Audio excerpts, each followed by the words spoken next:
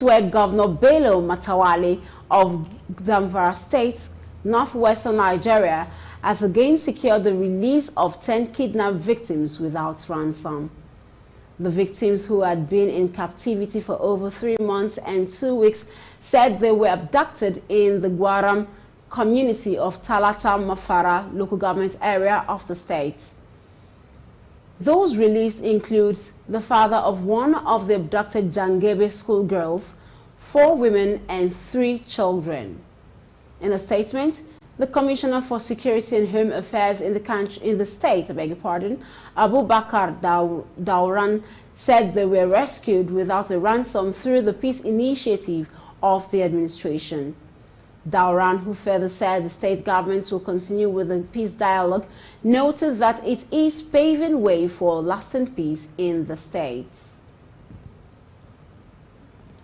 And now let's bring you some COVID-19 updates. Nigeria has recorded 371 new cases of COVID-19 in 17 states, bringing the total to 158,906 in 36 states of the country plus the FCT. According to the latest information released by the Nigeria Center for Disease Control, 102 of the cases are in Lagos, 65 in Enugu, Edo 56, FCT 23, Ogun 20, Osun and Bayelsa have 18 cases each, Rivers 15, Kaduna 14, Plateau 10. There are 8 cases in Oyo, Bauchi 7, Kano 7, Delta 4, Nasarawa 3, Niger 2, Ekiti has 1 case. 138,502 persons have been discharged, and the number of deaths is 1,982. So the number of active cases is 18,422. As reactions have continued to trail the arrival of the Oxford AstraZeneca COVID-19 vaccine, the federal government has been advised to also consider the research has been done by Nigerians on the development of vaccines. This was the standpoint of a politician, Salihu Oselu, during Boss FM's political program, Arena 36+1. Oselu, who was discussing the general assessment of the federal government's responses and intervention programs in tackling the COVID-19 pandemic till date, commended the efforts of the government so far, calling for attention for local researchers in the development of vaccines to tackle the pandemic. According to him, trust is key in both leadership and followership for any nation. The area that I felt the government had not measured up, number one, government had not looked within for solutions. The current research in Nigeria, across our universities, they have the solution. I think what the critical thing that is missing is trust. And you don't get people to trust you. You need to work the trust. The government needs to work the trust. If they want, otherwise, whatever they effort, the little effort they said they are making, nobody will key into it. They first need to first of all convince Nigerians, ordinary Nigerians, to believe in them. And how do we believe in them? It's to ensure that we are part of the decision. The generations are part of the solution. They are part of the policy. You can't keep bringing people of old age on board all the time. So we preside and decide for us. We have to start deploying bottom-up approach, not top-down approach. Meanwhile, a caller on the program, Gabriel Praise, hailed government's efforts in the procurement of the COVID-19 vaccine.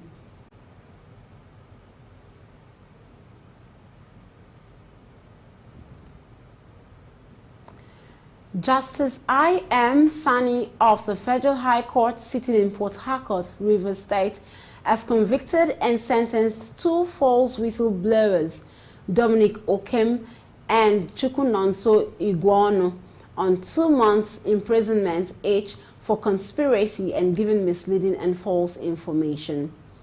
They were convicted on March 4, 2021, after pleading guilty to 2 counts charges bordering on giving false information following their arraignment by the Port Harcourt Zonal Office of the Economic and Financial Crimes Commission, that is EFCC.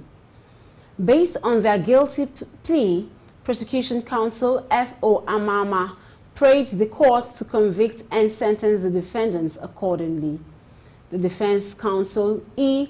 Wanogo, however, prayed the court not to raise its armor too hard, as the defendants were actually carrying out their civic responsibilities in line with the whistleblowing policy of the federal government.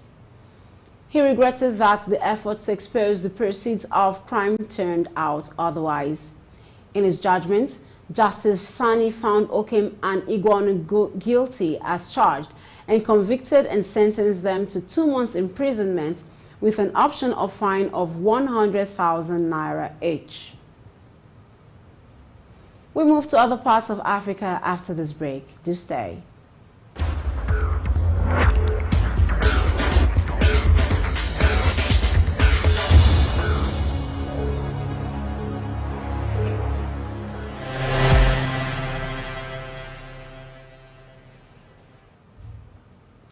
Welcome back.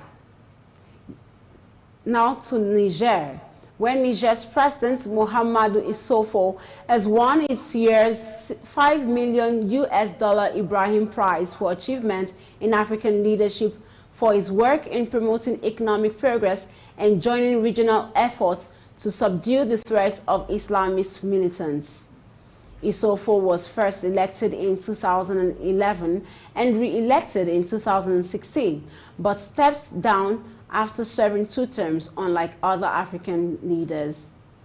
Chair of the Prize Committee and former President of Botswana, Festus Mogae, said in the face of the most severe political and economic issues, including violent extremism and increasing desertification, President Muhammadu Issoufou has led his people on a path of progress. According to Mogae, the number of Nigerians, living below the poverty line has fallen to 40% from 48% a decade ago, adding that the country has also made progress in improving opportunities for women. Issoufou is set to be succeeded by the former Interior President Mohamed Bazoum, who won the presidential election in February. In a statement on Twitter, Issoufou, the 6th African head of state to win the award, said the prize honors all Niger-Iran people, adding that he considers the award an encouragement to continue to think and act in such a way that promotes democratic values and good governance, not only in Niger, but in Africa and around the world. We move on to Senegal, where Senegal's main opposition leader called on Monday for much larger protests, but urged non-violence after days of deadly clashes in the West African state, sparked by his recent arrests. President Macky Sall also called for calm, appealing in an address to the nation for protesters to avoid confrontation. Opposition leader Ousmane Sonko was freed from detention on Monday, but also charged with rape while protesters hurled rocks at riot police in the capital, Dakar. At least 5 people have been killed in clashes between security forces and opposition supporters who allege that the rape charge is designed to smear Sonko. Speaking in Dakar after his release, the opposition leader said the revolution has already started and nobody can stop it. He also urged Senegalese people to keep demonstrating, adding that protests should be much larger but also peaceful. And now to Sierra Leone, where the first batch of 96,000 doses of COVID-19 has arrived in Sierra Leone under the COVAX initiative. The doses of the Oxford AstraZeneca vaccine came weeks after the arrival of 200,000 doses of the Chinese vaccine. The new poll shows only 43% of the people of Sierra Leone's capital are willing to take the COVID-19 jab. Even less are willing to receive the Chinese one. The country has confirmed 3,920 cases of coronavirus and 79 deaths. The trial of a former Minneapolis police officer charged in George Floyd's death is forging ahead with jury selection even though a looming appellate ruling could halt the case and delay it for weeks as even months as the state tries to add a third-degree murder count. Prosecutors are asking the Court of Appeals to put Derek Chauvin's trial on hold until the issue of adding the third-degree murder count is resolved. The appeals court did not immediately rule on that request, and Judge Peter Cahill said he intends to keep the trial on track until he is told to stop. According to Cahill, unless the Court of Appeal tells him otherwise, they are going to keep moving. Chauvin is charged with second-degree murder and manslaughter in Floyd's death. The Court of Appeals last week ordered Cahill to consider reinstating a third-degree murder charge that he had dismissed. Legal experts say reinstating the charge would improve the odds of getting a conviction. We move now to Libya, where Libya's Prime Minister designates Abel Mbeiba has urged members of parliament, MPs, to be responsible for placing confidence on his government by leading its election at the end of the day. Mbeiba addressed the 132 deputies out of 188 of the House of Representatives gathered for a crucial session devoted to the vote of confidence. His government has until March 19 to be approved by the elected parliament, which has met very rarely in recent years due to division. The meeting is being held at set halfway between West and East, two main regions of the country ruled by separate authorities amid foreign interference. The 61-year-old billionaire from Misrata, that is West, was appointed interim prime minister on February 5 by 75 Libyan officials from all sides gathered in Geneva under the auspices of the UN, along with a three-member presidential council headed by Mohamed Al-Manfi, originally from the East. Mbeiba obtained the confidence of the deputies. He would have to unify the institutions of a rich oil country plagued by chaos since the fall of Gaddafi in 2011 and lead the transition until the election in December 24. We move to other parts of the world after this break. Don't go away.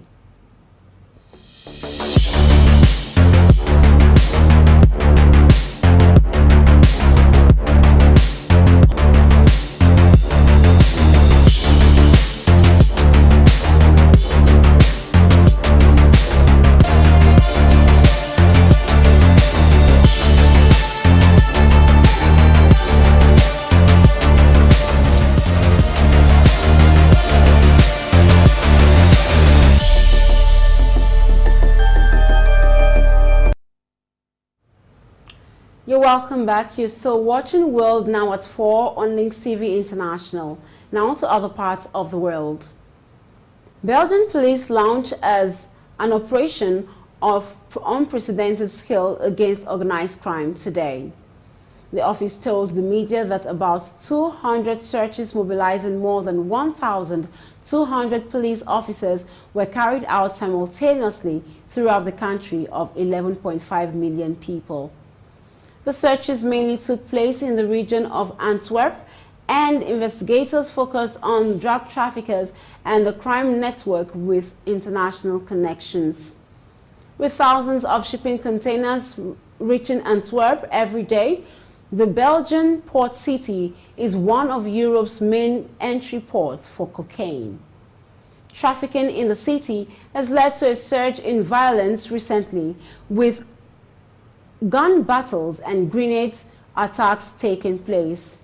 The investigation, which started when a container of 2.8 tons of cocaine was found last year in Antwerp, uncovered an international network with connections in at least 4 European countries and South America. Prince Harry and Meghan's interview has divided people around the world, rocking an institution that is struggling to modernize its claims on racism, callousness towards a woman struggling with suicidal thoughts. During the 2-hour appearance with Oprah Winfrey, Harry revealed the problems had ruptured relations with his father, Prince Charles, and his brother, Prince William, illuminating the depth of the family divisions that led the couple to step away from royal duties and move to California last year. The palace has not yet responded to the interview, which Meghan described feeling so isolated and miserable inside the royal family that she had suicidal thoughts, and said a member of the family had concerns about the color of her unborn child's skin. The family member was not Queen Elizabeth II or Prince Philip, according to Harry, sparking a flurry of speculations about who it could be. Still to come, sports. Do stay.